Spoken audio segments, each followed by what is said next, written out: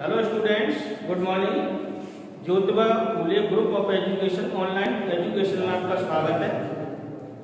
तो class 12 subject mathematics का chapter number 4 करा रहे थे शार्डिक, और पिछले लेक्चर में मैंने आपको पढ़ाया था शार्डिकों के गुणधर्म, प्रॉपर्टीज ऑफ डिटरमिनेंट्स। क्योंकि प्रश्नावली जो 4.2 कराएंगे तो उसमें इन्हीं का प्रयोग करना पड़ेगा, गुणधर्मों का। तो मैंने आपको 6 गुणधर्म पढ़ाए थे, एक बार उसको रिमाइंड करा देता हूँ थोड़ा सा। पहला गुणधर्म पढ़ाया था कि यदि किसी शायरी की पंक्ति तथा स्तंभों का परस्पर विनिमय किया जाए तो शायरी का मान अपरिवर्तित रहता है। मतलब पंक्तियों को स्तंभ बना दो या स्तंभों को पंक्ति, तो इसका रिजल्ट सेम आएगा। दूसरी बात बताई थी कि यदि किसी शायरी की किन्हीं दो पंक्ति अथवा स्तंभों का परस्पर विनिमय किया जाए, कोई सी दो पंक्ति अथवा कोई से दो स्तंभ, तो शायरी का संख्यात्मक मान तो वही रहता है, किंतु उसका चिन्ह बदल जाता है। ठीक है ना। तीसरे गुणधर्म में आपको पढ़ाया था, दो तो ये थे, यदि किसी शायरी की कोई दो पंक्ति अथवा स्तंभ समान हो जाए, यदि किसी शायरी की कोई दो पंक्ति अथवा स्तंभ समान हो जाए तो उस शायरी का मान 0 होता है। ठीक है ना।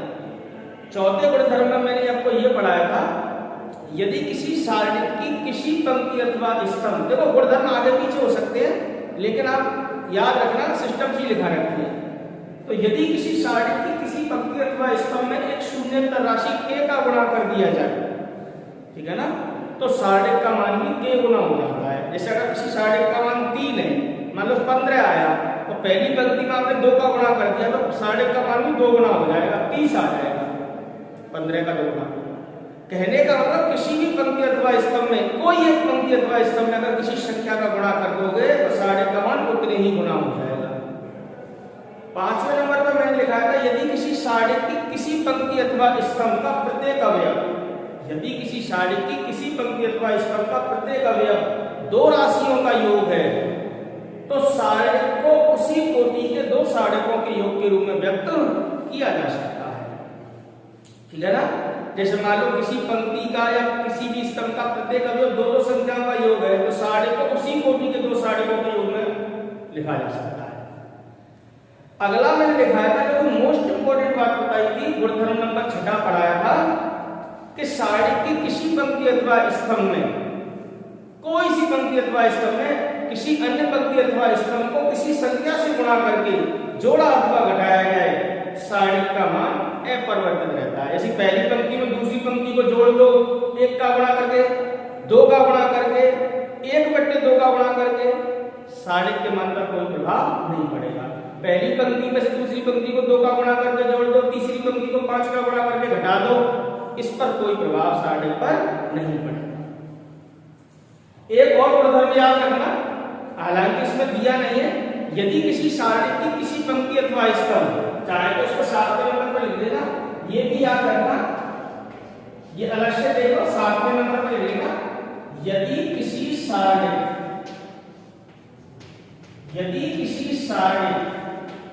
की किसी पंक्ति अथवा स्तंभ, किसी पंक्ति अथवा स्तंभ का प्रत्येक अवयव, यदि किसी शायरी की किसी भी पंक्ति अथवा स्तंभ का प्रत्येक अवयव 0 हो,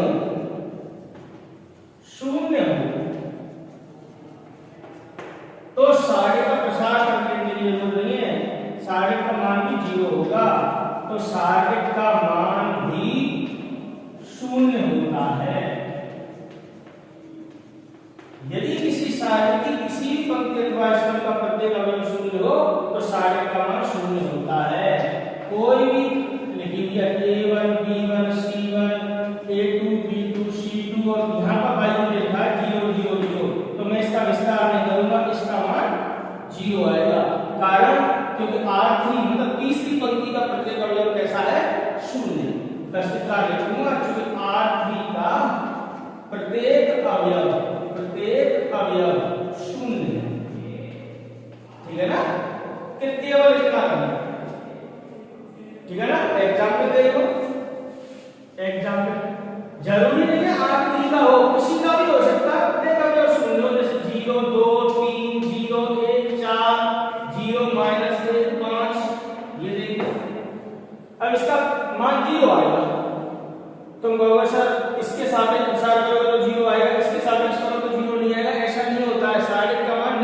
होता है तो किसी भी पंक्ति को स्तंभ के सापेक्ष खोल दो, इसका मान 0 आएगा। सपोज करो आपने r1 के सापेक्ष खोला है इसको,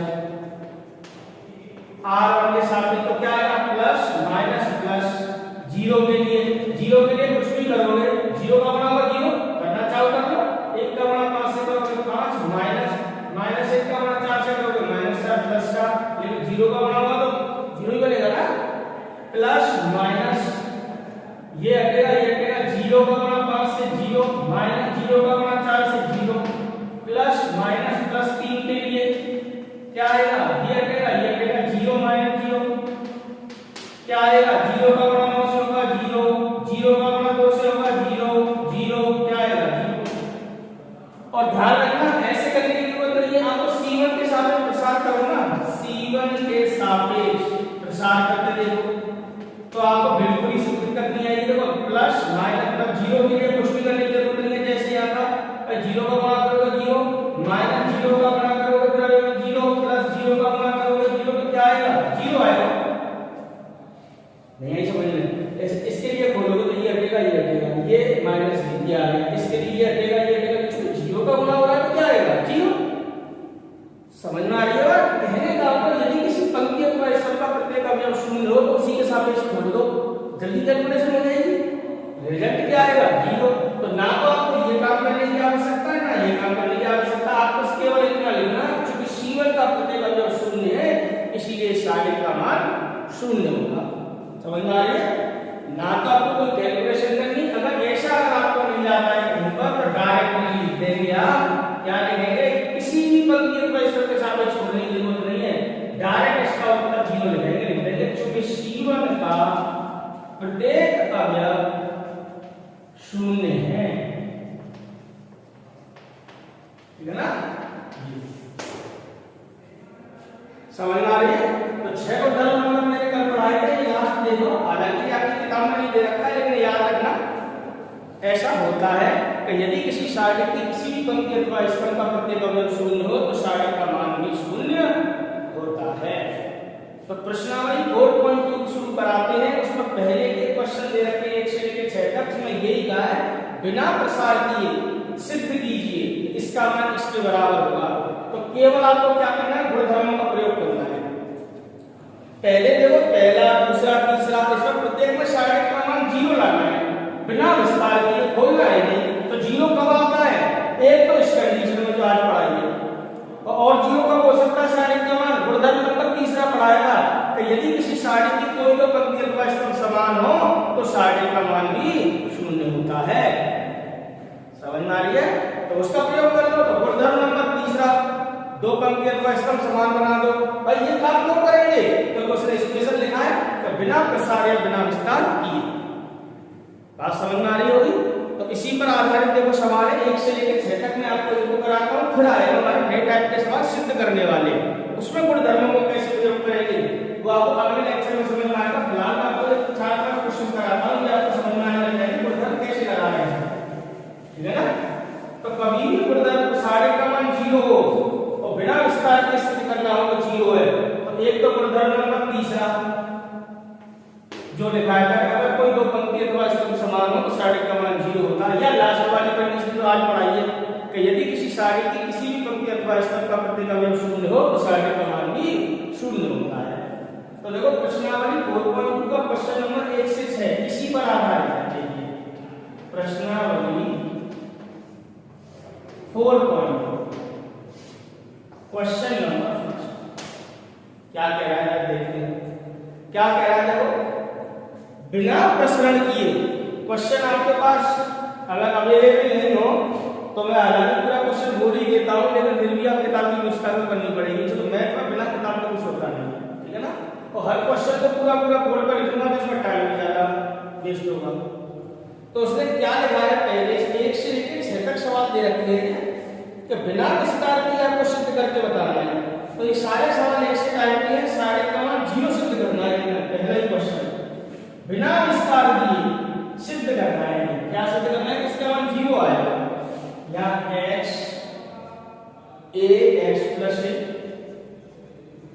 ऐसे कोई सारणी दे रखी है, यहाँ y b y plus b यहाँ जेड सी जेड प्लस, इसका मान आपको 0 लाना बिना विस्तार किए, बिना विस्तार किए,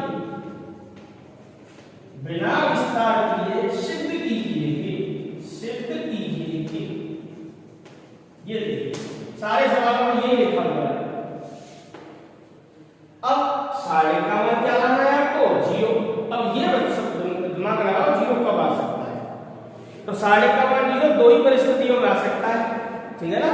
दो बिना विस्तार किए, विस्तार करेंगे फिर तो वो सरल होकर 0 आ जाएगा, बिना विस्तार किए तो दो ही गुणधर्म हमारे पास ऐसे हैं जिससे उस सारे का मान 0 दिखाया जा सकता है। कौन कौन से, या तो कोई दो पंक्ति अथवा स्तंभ समान हो जाए, या सारे की किसी भी पंक्ति अथवा स्तंभ का प्रत्येक अवयव शून्य हो जाए। तो ऐसा लगाते हैं इसमें टेक्निक कि कोई तो पंक्ति अथवा स्तंभ समान हो जाए। इसके लिए आप जरूरी नहीं है कि आप केवल कोई दो गुणधर्म पहचानोगे, तो 0 के लिए और जितने गुणधर्म पढ़ाए उनका प्रयोग कर सकते हो, ठीक है ना। तो देखो कितने प्रकार से इसको 0 दिखाया जा सकता है। देखो फर्स्ट में हर किसी क्वेश्चन में से मैथड नहीं बनते, इसमें तो देखो तमाम तरीके से बनाया जा सकता है। देखो जैसे ये x a x plus a, मैं आपको दो तीन गुणधर्म बता रहा हूं, बताते हैं z c z plus c।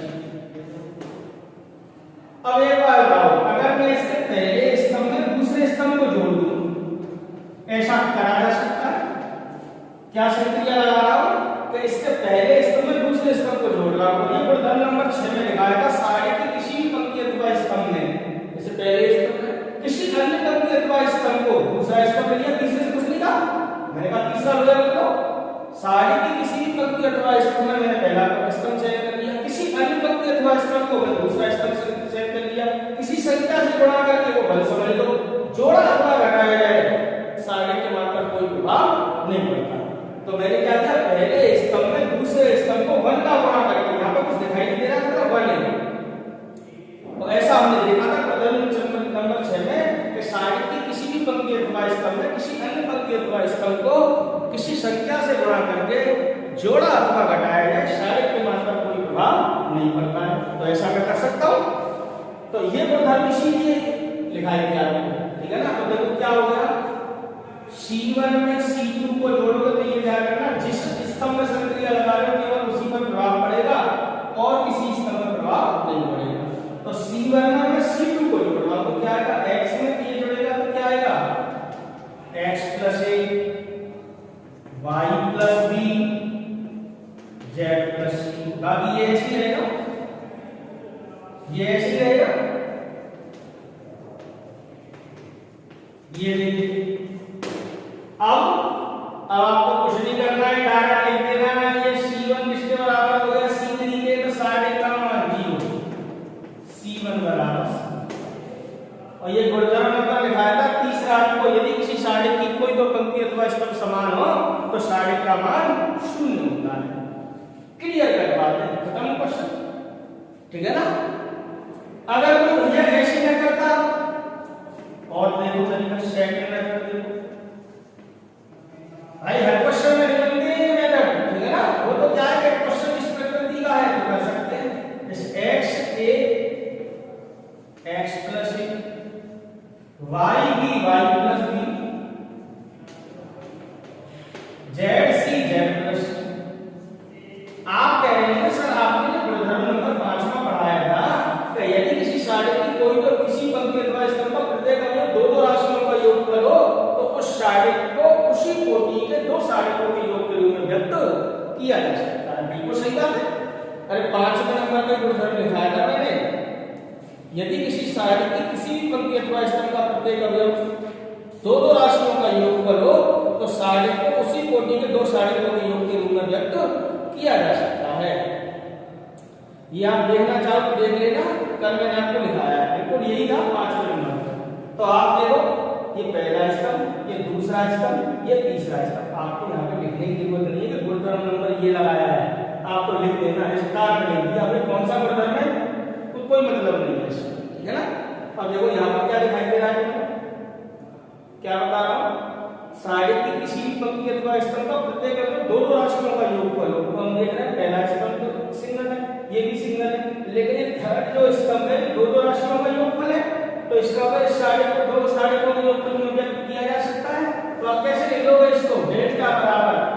एक बार तो पहले ऑब्जेक्ट को लेकर एक बार दूसरे को, ये दोनों तो ऐसे चलेंगे। तो X Y Z A B C और यहाँ पर एक्स वाई जेड प्लस इसको कैसे लिखो, फिर को ऐसे एक्स वाई जेड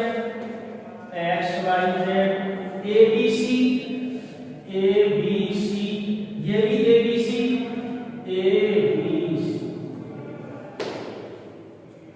क्योंकि इसका तीसरा स्तंभ दो राशियों का योगफल था, तो इसीलिए मैंने इस साइड को इसी कोटि के दो साइडों के योग के रूप में ब्रेक करा दिया। 3 क्रॉस 3 का था, 3 क्रॉस 3 की बनाए। एक बार तो पहले को लेकर एक बार दूसरे। अब देखो इसमें क्या खासियत दिखाई दे रही है, अरे C1 C3 के बराबर है। इसमें क्या खासियत दिख रही है कि C2 C3 के बराबर है।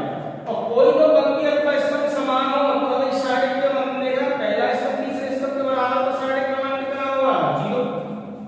यहां पर आप देख रहे हो तो दूसरा स्तंभ तीसरे स्तंभ के बराबर है, क्या होगा 0। कुछ भी विस्तार करने की जरूरत नहीं है, रिजल्ट क्या आएगा आंसर। ऐसा नहीं है, कोई भी तरह और भी कर सकते हैं। C3 में से मैं C1 और C2 को घटा दूं तो यहां 0 आ जाएगा, यहां 0 आ जाएगा, यहां 0 आ जाएगा। अरे इसमें से इन दोनों को घटाऊंगा, x प्लस b में से x भी घटेगा, ये भी घटेगा तो 0 बचेगा। इसमें से ये घटाऊंगा घटेगा 0 0। अगर मैं C1 में से C3 में से अगर मैं C1 को भी घटा दूं और C2 को भी घटा दूं तो ऐसा किया जा सकता है किसी भी स्तंभ में से, तीसरे स्तंभ में से किसी अन्य स्तंभ को पहले और दूसरे को किसी संख्या से गुणा करके घन का पता समझ लो, जोड़ा हुआ घटाया साइड के मान का कोई प्रभाव नहीं पड़ता है। तो छठा उदाहरण फिर लगा दूं मैं, C3 में से C1 और C2 को घटा दूं तो ये पूरा 0 0 0 0 हो जाएगा, 0 0 0। और अगर किसी साइड की किसी भी पंक्ति अथवा स्तंभ का प्रत्येक अवयव शून्य हो तो साइड का मान शून्य होता है। तो कई तरीकों से दिखाया जा सकता है, आपके दिमाग में क्लिक करनी चाहिए वह कैसे हो सकता है। 0 दिखाने के लिए आपको या तो कोई पंक्ति अथवा स्तंभ समान दिखा दो या साइड की किसी भी पंक्ति अथवा स्तंभ का प्रत्येक अवयव 0 बना दो। समझ में आ रही है? अब देखेंगे आगे के और क्वेश्चन लेता हूं, मैं बड़े अच्छे क्वेश्चन लेता हूं, देखो आसान काम है, कठिन काम नहीं है। गुणधर्मों को पढ़ना है, कैसे लगाते हैं वो आप समझ में आ जाएगा। तो देखो किस तरीके के क्वेश्चन दे रखे हैं, इसमें आगे आप देखते हैं। देखो एक डिटरमिनेंट और दे रखी है, उसमें देखो क्या दे रखा है, क्वेश्चन नंबर 6 बिना विस्तार दिए तो लिख रखा है। क्या से लिख रखा है, एक सारिणी दे रखी है, क्या है a minus b b minus c c minus a a minus b b minus c c minus a और क्या b minus c c minus a a minus b a minus b, यहाँ से क्या क्या कर रखते हैं, b minus c c minus a b minus b और c minus a minus b b minus, ऐसे करके दे रखे हैं। देखो और सारे का मान कितना लाना है, तो वही डेल्टा करके ले लेते हैं अपने सारे को, सारे को डेल्टा से व्यक्त कर सकते हैं, करते ही है डेल्टा से या डिटरमिनेंट ऑफ ए से अगर आदि ए से बन रही हो तो और डायरेक्टली तो सारे गिवन हो तो डेल्टा से व्यक्त करते हैं, ठीक है ना। ये देखिए अब आपको क्या इसमें समझ में आ रहा है, आप कहो सर दो राशियों में तोड़ो तो भैया तो ऐसे तो बहुत काम इकट्ठा हो जाएगा। कोई ऐसी जुगाड़ बन सकती है इसमें कि अगर किसी सारे की कोई दो पंक्ति अथवा स्तंभ समान हो जाए, नहीं बन रही है। क्या ऐसा हो सकता है कि प्रत्येक तो शून्य हो जाए, ऐसा हो सकता है, ऐसा हो सकता है। देखो ये दिमाग लगाना पड़ेगा, ऐसा नहीं कि मुझे रटनी पड़ी है, हर क्वेश्चन में दिमाग लगाना है आपको, ज्यादा दिमाग नहीं थोड़ा सा ही लगाना है। सीधी बात है, इसमें इन दोनों को जोड़ दूंगा तो b से b कट जाएगा, c से c कट जाएगा, a से a कट जाएगा, 0 आ जाएगा। इसमें ये दोनों जुड़ेंगे, c से c कट जाएगा, a से a और b से b, ठीक है ना। ऐसे इसमें तो क्या आएगा यहाँ से, तो मैंने क्या किया है, तो या तो R1 में R2 और R3 को जोड़ दो या C1 में C2 और C3 को जोड़ दो। तो मैंने क्या किया है, R1 में R2 और R3 को जोड़ दिया। क्या आएगा,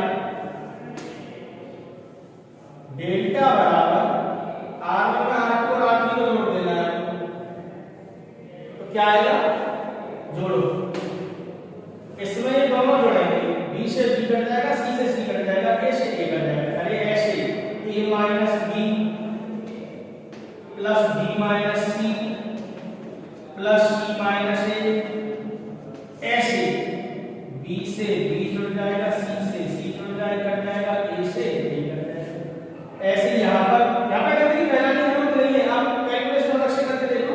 B minus C plus C minus ए, B minus C plus C minus ए प्लस ए माइनस बी, समझ रहे हो? ए से ए कटेगा, सी से सी कटेगा, बी से बी क्या आएगा? जीरो। तो यहाँ भी जीरो आएगा, यहाँ भी जीरो आएगा और यहाँ। समझ में आ गई बात? इनको ऐसे निकालो, बी माइनस सी, सी माइनस ए माइनस बी, सी माइनस ए माइनस बी माइनस। अब एक बात आओ, उसने तो विस्तार करने की मना कर रखी है, विस्तार नहीं करना है। अगर आपने अगर इसका r1 के साथ विस्तार किया तो 0 0 0 तो है, तो 0 का जो बड़ा होगा 0 ही तो आएगा। तो मैंने आज ही आपको कुंडल नंबर 7 में बताया है कि अगर किसी पंक्ति अथवा स्तंभ का प्रत्येक अवयव शून्य हो तो सारणी का विस्तार करने की जरूरत नहीं, सारणी का मान 0 होता है। ये चीज आपकी समझ में आई है नहीं है? ये मैंने कैसे सोचा, अवयवों में क्या खासियत है, क्या क्वालिटी है, उसको पहचान के लगा लिया। आप ऐसा नहीं कि R1 R2 और R3 जोड़ो, अब ये सोच के समझ सकते हो अगर सर इसमें ये दोनों जुड़ जाए तो भी तो वही बात होगी सर, एक से एक कटेगा, बी से बी, जीरो बनेगा, जीरो बनेगा, जीरो। हाँ तो ठीक है, ये आप लगा सकते हो भाई, कुछ भी उल्टा सीधा नहीं लगाना है, लेकिन लगाना ऐसा है तो रिजल्ट ला के दे। अब मैंने R1 में R2 और R3 को जोड़ दिया, अगर किसी भैया ने C1 और C2 और C3 को जोड़ता तो भी 0 0 बन जाता है यहाँ, तो भी उसकी बात सही हो जाती है, ठीक है ना? तो यहाँ R1 का प्रत्येक अवयव शून्य है, इसका मतलब इस सारणी का मान भी शून्य है। तो यहाँ R1 का प्रत्येक अवयव, यहाँ R1 का प्रत्येक अवयव शून्य है, इसीलिए डेल्टा बराबर है। कारण लिख दिया, गुणधर्म लिख दिया, तो कहो सर एनसीईआरटी के बारे में काम करते हैं, ये स्टैंडर्ड ये होता है ना? आपको इतना लिख के ना फुल मार्क्स मिलेंगे, ठीक है ना? तो R1 का प्रत्येक अवयव शून्य है, इसीलिए सारणी का मान शून्य, ठीक है ना? आगे देखेंगे तो इस तरीके से क्वेश्चन नंबर तीसरा, चौथा यह करने का प्रयास करना, ठीक है ना? जैसे चौथे क्वेश्चन में पहले एक अंदर गुणा कर लेना, बस C3 में C2 को जोड़ देना। चलो मैं कराता हूँ चौथा और पांचवा क्वेश्चन देखो। चौथा क्वेश्चन देखो, चौथा क्वेश्चन देखिए क्या सिद्ध कर रहा है, कोई सारणी का मान दे रखा है, सिद्ध करना है 0 बराबर 1 BC A into B plus 1 CA B into C plus 1 AB C into A plus। ऐसे करके कोई सारणी दे रखी है, इसका मान कितना लाना है? 0, ठीक है ना? क्वेश्चन आप चेक कर लेना, यही दे रखा है। तो आपने क्या ली, इसकी लेफ्ट हैंड साइड ली, डेल्टा बराबर 1 BC A into B plus, यहाँ पर 1 CA B into C plus, यहाँ 1 AB C into A plus।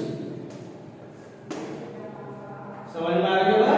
अब देखो थोड़ा सा इसको सरल करो पहले, 1 1 1 ऐसे ही BC CA A, इसको अंदर ले लो, AB plus AC, BC plus AB, CA plus BC।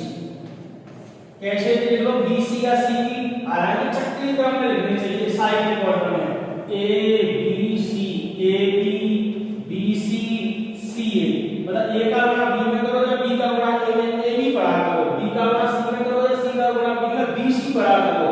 तो AB BC CA, जैसे यहाँ पर मैंने AC लिख दिया है, सूटेबल तो ये होता है C, तो A का गुणा C में करो तो AC मत कहो, CA कहो।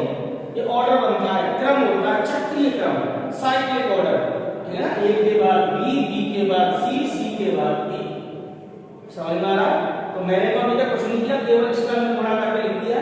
अब इसके बाद अब ये तीसरा स्तंभ है, ये दूसरा स्तंभ है, ये पहला स्तंभ है। दिमाग में मेरे में इतनी सी बात आ रही है, यदि तीसरे स्तंभ में दूसरे स्तंभ को जोड़ दूंगा तो ये प्रत्येक अवयव एक सा हो जाएगा A B plus B C plus C A B plus B C plus C A B plus B C plus C. समझ में आ रहा है? तो मैंने क्या किया है आप जरा समझना, मैंने तीसरे स्तंभ में दूसरे स्तंभ को जोड़ दिया। वैसा उदाहरण कहता है उदाहरण नंबर 6 किसी भी पंक्ति अथवा स्तंभ में किसी अन्य पंक्ति अथवा स्तंभ को किसी संख्या से गुणा करके जोड़ा अथवा घटाया जाए, सारे के मान पर कोई प्रभाव नहीं पड़ता है। तो डेल्टा क्या है? देखो C3 में फर्क पड़ेगा, इन पर कोई प्रभाव नहीं पड़ेगा। 1 1 1 BC CA BC CA लिख लिए। अब एक बात इस समय ये जुड़ेगा तो AB plus CA plus BC, तो इसको तरीके से लिख लो, क्या आएगा AB plus BC plus CA। ऐसे ही इसमें ये आगे बढ़ेगा तो BC plus AB plus CA मतलब बोले तो AB plus BC plus CA। अरे तरीके से लिखोगे तो यही आएगा ना, AB plus BC plus CA। यहाँ पर भी क्या आएगा, ये आगे बढ़ेगा तो AB plus BC plus CA। सारे अवयव इसके एक से ये एक ही अवयव है, ये ध्यान रखना, जुड़ने घटने पर एक ही अवयव बनता है, ठीक है। अरे दो अवयवों को जोड़ दोगे तो एक ही अवयव तो अपन क्या आएगा, ये देखिए। अब आप क्या खासियत महसूस कर रहे हो? हमने गुणधर्म नंबर 4 पढ़ाया था तो यदि किसी सारणी की किसी भी पंक्ति अथवा स्तंभ में एक शून्येतर राशि k का गुणा किया जाए तो सारणी का मान भी k गुना हो जाता है। और उसको मैंने ये भी बताया था कि इस गुणधर्म को ऐसे भी समझा जा सकता है कि यदि किसी सारणी की किसी भी पंक्ति अथवा स्तंभ में कोई राशि वैनिश हो तो उसे सारणी से बाहर निकाला जा सकता है। राइट बात है। तो आप देख रहे हो उसके तीसरे स्तंभ का प्रत्येक अवयव में ये चीज कॉमन है कि नहीं बताइए, तो इसको बाहर निकाल दो ना, गुणधर्म नंबर 4 कहता है ऐसा। तो मैंने क्या किया, C3 से क्या कॉमन ले दिया, AB plus BC plus CA, ये उभयनिष्ठ ले दिया। उभयनिष्ठ आप लोगे तो क्या आएगा, डेल्टा बराबर AB plus BC plus CA, ये मैंने बाहर निकाल दिया। क्या आएगा, यहाँ से प्रत्येक अवयव में कॉमन है, इसको बाहर निकाल दिया तो क्या बचेगा 1 1 1 BC CA AB, यहाँ पर भी क्या बचेगा 1 1। अरे जब इसको निकालोगे तो बनता होना समझ लो, बनी तो बचेगा। अब आप क्या महसूस कर रहे हो, क्या दिखाई दे रहा है तो देखो। अब आप ये देख रहे हो कि इस सारणी के पहले स्तंभ और तीसरा स्तंभ समान हो गया। C1 बराबर किसके हो गया, C3 के। तो सारणी का मान कितना हो गया, 0। गुणधर्म बताया था कि यदि किसी सारणी के किसी भी पंक्ति अथवा स्तंभ का प्रत्येक अगर कोई तो पंक्ति अथवा स्तंभ समान हो तो सारणी का मान 0 होता है। तो यहाँ C1 C3 के बराबर सारणी का मान 0। कारण लिख दिया साहब कि C1 बराबर C3, 0 का मान जब इसका करोगे तो क्या आएगा, आंसर। तो इस प्रकार के क्वेश्चन 1 से लेकर 6 तक बिना विस्तार किए। और आपको एक कठिन क्वेश्चन करा देता हूं, चलो क्वेश्चन नंबर 5। अब की बार 0 सिद्ध नहीं करवाया है, क्या क्वेश्चन सिद्ध करवाया है वो मैं आपको समझाता हूं। तो लास्ट क्वेश्चन लेते हैं आज का। अगले क्वेश्चन अगले प्रश्न लेक्चर में आपको प्रूव करने वाले सवाल कराएंगे कठिन जिसमें विस्तार की भी जरूरत पड़ेगी, ठीक है ना। तो देखिए 4.2 का क्वेश्चन नंबर 5। बिना विस्तार किए सिद्ध करना है, बिना विस्तार किए केवल गुणधर्मों का प्रयोग करना है। उसमें स्पेशल लिखा है बिना विस्तार किए सिद्ध करना है। और बिना विस्तार किए सिद्ध करना है तो इसका मतलब आपको केवल गुणधर्म रखना है। क्या सिद्ध करना है, एक सारणी दे रखी है, ठीक है ना। क्या है, B plus C C plus A plus B B plus C plus A plus B, और क्या है Q plus R plus R plus P और P प्लस Q। और यहाँ पर y plus z plus x, y plus z plus x plus y, किसके बराबर सिद्ध करवा रहा है, दुगना, ठीक है ना। A B C P Q R और x y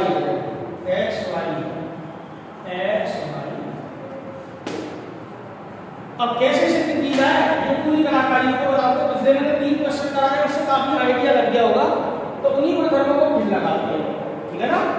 अब ऐसा मत करना कि शारीरिक का प्रत्येक को दो राशियों का योगफल है, तो गुणधर्म नंबर 5 से इसको अलग अलग कर दो, इसका पहला अवयव लेकर एक शारीरिक दूसरा अवयव, तो ऐसे तो फिर ऐसे ये काम करना पड़ेगा, तो ये 5 से शारीरिक इकट्ठे हो जाएंगे, टेक्निक लगाएंगे और तुरंत की तुरंत लाएंगे, ठीक है ना। गुणधर्मों का प्रयोग कराएंगे, तो देखिए क्या है LHS लीजिए मैंने डेल्टा से रद्द करो या मत करो, B + C Q + R Y + Z C + A। देखो हर क्वेश्चन इजी नहीं होता, तो आपको तुरंत की तुरंत दिखाई पड़ जाएगा, ऐसा आपका क्वेश्चन में पढ़ा था, थोड़ा सा काम भी करना पड़ेगा इसमें, है ना, थोड़ा सा काम करेंगे। मैंने क्या किया है, इसमें R1 में मैंने R2 और R3 को जोड़ दिया, जैसा कि मैंने गुणधर्म नंबर 6 लिखा था, किसी भी पंक्ति अथवा स्तंभ में किसी अन्य पंक्ति अथवा स्तंभ को किसी संख्या से गुणा करके जोड़ा अथवा घटाया जाए, शारीरिक पर कोई प्रभाव नहीं पड़ता। तो पहली पंक्ति में मैंने दूसरी और तीसरी पंक्ति को दूंगा, वो किसका गुणा करके जोड़ा है, बनता बना समझ लो, अरे जरूरी थोड़ी है घटाऊं, जोड़ भी सकता हूं, कोई प्रभाव नहीं पड़ेगा। तो अगर आपने ऐसा कर दिया तो क्या फायदा मिलेगा, B + C में तो बढ़ेगी आगे, तो B + C + C + A + A + B ये दोनों बढ़ेंगे, A और A तो B और B, 2B C और C तो C, तो क्या आएगा यहाँ पे 2A + 2B + 2C, क्या आएगा 2A + 2B + 2C, 2 मैंने कॉमन में रख दिया, यही बचेगा। अब इसमें ये दोनों आगे बढ़ेंगे, तो Q और Q 2Q R और R 2R P और P 2P, तो 2 कॉमन में ले लो P + Q + R, ठीक। इसमें ये दोनों बढ़ेंगे तो सेम प्रोसेस निकल लगेगा, ये आएगा x + y + बाकी को ऐसे उतारना है, C + A R + P Z + x A + B P + Q x + y। अब क्या आप देख रहे हो R1 के प्रत्येक अवयव में से क्या कॉमन मारा है, तो इसको बाहर निकाल ले आपको, ये कहता है गुणधर्म नंबर आपको लिखा है 14, सारे के किसी भी पंक्ति अथवा स्तंभ में किसी संख्या k का गुणा किया जाए तो सारे का मान k गुना हो जाता है। और दूसरे तरीके से कैसे समझते हैं, अगर किसी पंक्ति अथवा स्तंभ में अगर कोई राशि वैनिष्ट है तो उसको सारे से बाहर निकाला जा सकता है सिंपल वे में। तो इसको मैंने क्या किया, R1 से 2 को वैनिष्ट निकाल दिया, कॉमन निकाल दिया। ये तो अभी छोटे छोटे सवाल चल रहे हैं, बड़े बड़े सवाल भी आएंगे, कठिन भी आएंगे, तो वो 3-3 नंबर के बोर्ड एग्जाम में आते हैं, तो गुणधर्मों को अप्लाई करना सीखोगे तभी कर पाओगे, नहीं कर पाओगे, ठीक है जी। मैंने क्या किया है, ऐसे 2 कॉमन निकाल दिया R1 से, तो यहाँ क्या बचेगा A + B + C P + Q + R x + y + z। देखिए यहाँ से हमने ऐसे लिखा C + A R + P Z + x A + B P + Q x + y। तुम कहोगे सर अभी तो ऐसा रिजल्ट लाना मुसीबत का काम है, नहीं है, क्या आराम से करेंगे।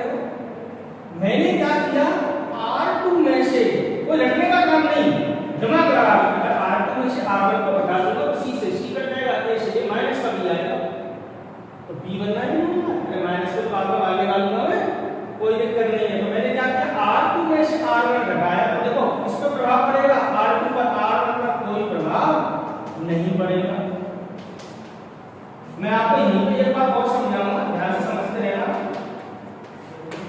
इसमें से इसको घटाओ, अरे C + A में से पूरा घटाना है, तो माइनस का A माइनस का B माइनस का A माइनस हो जाएगा, तो यहाँ से क्या होगा, A से A कटेगा, C से C कटेगा, क्या बचेगा -B, R से R कट जाएगा, P से P -Q, Z से Z, X से X क्या आएगा -1।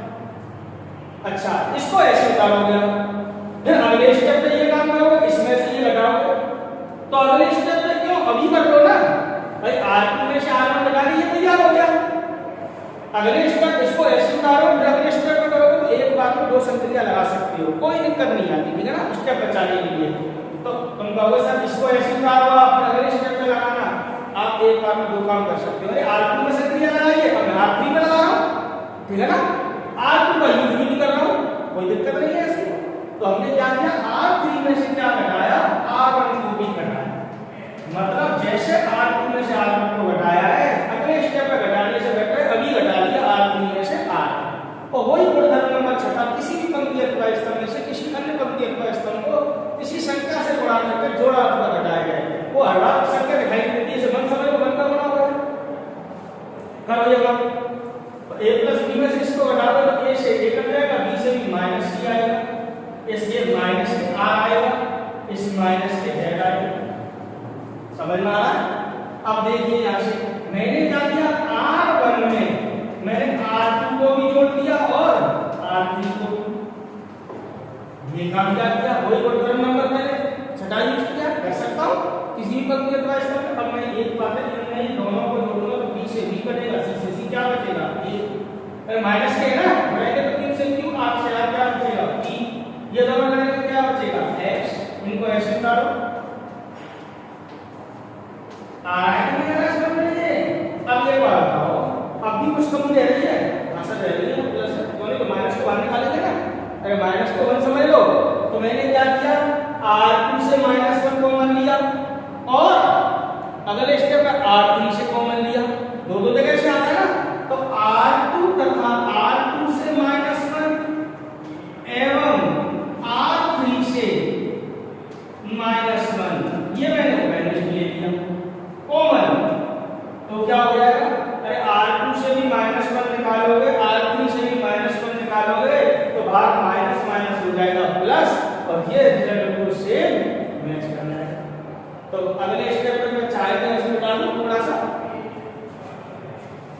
तो मैंने क्या किया, r2 से भी -1 निकाला है और r3 से भी -1 निकाला है, तो क्या आएगा, बड़ा सवाल ना देखो ये काफी समझ में आने लगेंगे। तो r2 से -1 निकाला, r3 से -1 निकाला, माइनस ही निकाला है एक तरीके से, तो ऐसे नहीं लिखते ना, माइनस निकाला -1 निकाल दिया, अरे 1 समझ लो ना यार। तो क्या आएगा यहाँ से, apx, ये माइनस के साथ प्लस हो जाएंगे, bqy और c आ जाएगा, क्लियर। -1 का -1 से गुणा +1 का गुणा 2 से करो तो 2 आएगा, एनएच से नहीं डेल्टा की जरूरत नहीं, कोई रूप में डेल्टा क्या बचेगा, abx bqy cr, क्या आ गई है, देखा आपने, थोड़ा सा काम करना पड़ा, अब तक तो एक भी सवाल में काम नहीं करना पड़ा, इसमें काम करना पड़ा, इससे भी बड़े बड़े सवाल आएंगे। नेक्स्ट क्लास में आपको मैं इसके गुणधर्मों का प्रयोग करके सिद्ध करने वाले सवाल कराऊंगा, और जिसमें आपको वर्किंग रूल लिखाऊंगा कि हमें क्या करना चाहिए, किस प्रकार से सवाल को उसको प्रूफ की और गति प्रदान करेंगे। उल्टे सीधे गुणधर्म लगाओगे कभी सिद्ध नहीं होगा, डायरेक्ट विस्तार कर दोगे कभी भी सिद्ध नहीं होगा, कैलकुलेशन डिफिकल्ट हो जाएगी, तुमसे सॉल्व नहीं हो पाएगी। तो नेक्स्ट क्लास आप जरूर अटेंड करना, उसमें आपको बताऊंगा किस प्रकार से सिद्ध करते हैं, क्या टेक्निक अपनाते हैं। ये तो बिना विस्तार करने वाले थे, केवल मैंने गुणधर्म लगाए 2-3 और सिद्ध हो गए। तो आज की क्लास आपकी समझ में आई होगी, इसको और समझना, कोई प्रॉब्लम आए तो कमेंट में बॉक्स में लिखना, कमेंट लिखना, मैं उसको रिप्लाई कर दूंगा, ठीक है ना। और कोई भी क्वेरी रह जाएगी तो उसको आपको जब ऑफलाइन क्लास चलेगी उसमें भी आपको क्लियर कराया जाएगा। आज के लिए